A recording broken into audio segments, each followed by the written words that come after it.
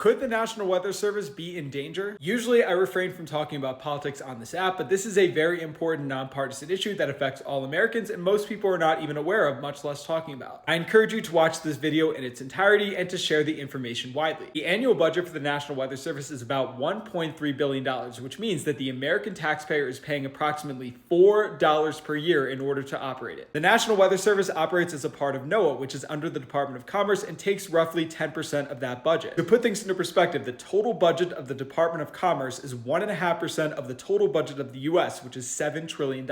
This means that the National Weather Service comprises just 0.1% of the US annual budget every year, which is a very insignificant number. With that $1.3 billion budget, it is estimated that the National Weather Service contributes over $100 billion of savings per year. With the $4 you pay every year, this means that you're getting a roughly 73x return on investment. That to me is the hallmark of government efficiency, and whether you realize it or not, this is one of the best investments that you are currently making. So what do you get with this $4 investment? Oh, for starters, it funds 122 local National Weather Service offices that stretch across the entire US and the most sophisticated weather data collection system in the entire world. You've probably heard of the motif of American exceptionalism, and that is something that is very much up for debate. But when it comes to all things weather, specifically related to weather data, the United States is far and away #1 in the world. There's nobody even in the same league. Seriously, look at weather information for any other country in the world using their official government website. It's going to seem extremely bare bones compared to the US, even the best of the best. This is true for both accuracy and detail of the weather forecast, but the main prize here is actually that weather data. NOAA operates a highly exhaustive and sophisticated weather database that has information dating back several decades across most areas of the country, if not the world. This is also true for real-time data collection, things like radars, satellite, buoys, weather stations that are scattered all across the country, weather balloons, etc. Why does all this matter? Well, the data is ingested into weather models, which basically take the information and use physics equations to simulate what happens in the atmosphere. Those weather models are used by every meteorologist in the world to generate a forecast. Some of you may be saying, oh, well, I don't use the National Weather Service. I have my favorite weather app. I have this amazing local meteorologist. I have you. Newsflash, all of those sources, including me, we get that information from NOAA and then we make our own interpretations, but NOAA is the source that drives everything. Even private sector meteorology companies, which in some ways may be competing against National Weather Service forecasts, they are still utilizing NOAA data. It's just repurposed in different fashions. So no, this is not a case where the private sector can do it better. If they could, believe me, it wouldn't be free and easily accessible. And just as a reminder, that $4 investment that you make every year, that is allowing those weather warnings to be free and accessible to all. Now, I think most Americans can agree we are currently $36 trillion in debt, which is a major problem, and there is a lot of wasteful spending that could easily be curtailed. That being said, there is a big difference between a standard audit, which is meticulous and intentional, and the monkey with a machine pew-pew method, which we are seeing in other agencies like the CDC. As someone who works in the industry, though I don't work in the government, I can tell you that the National Weather Service is both severely understaffed and under-budgeted. Any of these local National Weather Service offices have vacancies, and it's not because people don't want the jobs, it's because they've been dealing with various hiring freezes. Also, as someone who looks at NOAA web pages pretty much every day, I know that those servers are highly unreliable, frequently crashing. So what are the consequences if the National Weather Service budget is indeed cut? First, let's dispel a little bit of hysteria. So there are a lot of people on the internet who have claimed that in Project 2025, they are going to totally abolish NOAA and the National Weather Service. I've read through the document. I even made a video about it last summer, which you can check out if you go down far enough, and there was no indication to me that the NWS would be fully abolished. But realistically, if cuts were to happen, that would at the very least lead to staff reduction. Could a leaner workforce get the job done while saving money? Sure, but it also leads to a greater probability of missing things or making mistakes due to additional stress. In a worst case scenario, which at this point I don't think is especially likely, this could mean that some of those local offices are condensed down from 122 to say 60 or 50. What this would mean is the same or fewer people would have to cover a much wider local area. On days where weather is super boring, that probably won't be an issue, but it's on those severe weather days where you need us the most where the problems would arise. This means that the forecast you'd be getting would have less local attention, and there's a higher probability of warnings being missed. And the consequence of missed warnings, like for a tornado, would obviously be severe. A leaner budget would also make it more difficult for those weather instruments to be maintained, and that would lead to less reliable data. Less reliable data means that weather model performance is worse, which means that forecasts are less accurate. So to sum it all up, and I know it's a long video, but weather disasters in 2024 cost the US over $180 billion,